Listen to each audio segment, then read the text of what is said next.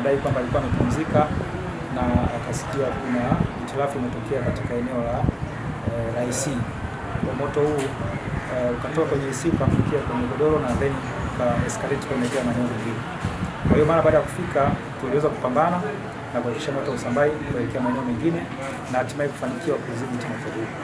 Kama moto huu usingedhibitiwa, madhara yake yangekuwa ni makubwa. Kama unavyoona, jengo ni la ghorofa 6.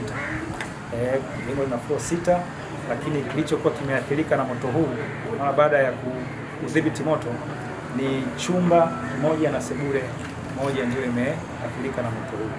Kwa hiyo katika jengo lote la floor 6 ni eneo dogo tu ambalo.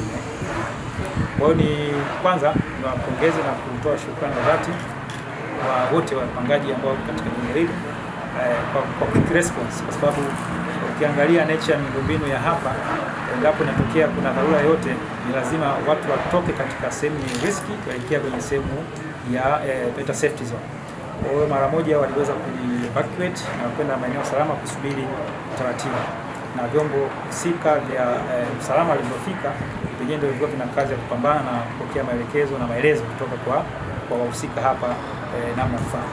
Kwa kimsingi hakuna madhara makubwa kwa binadamu ambayo yamepatikana, na kimsingi hakuna madhara yoyote kwa binadamu ambayo yamepatiwa, isipokuwa tu kuna baadhi ya dokumenti na vitu vya ndani, kwa maana godoro na sebuleni pale ndio vimeathirika na moto huu.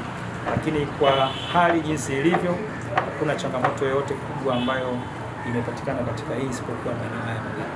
Kwa nitoe rai na wito kwa wananchi na wamiliki wa majengo wote ambao wana majengo kuhakikisha kwamba wanachukua kinga na tahadhari kwenye majengo yao.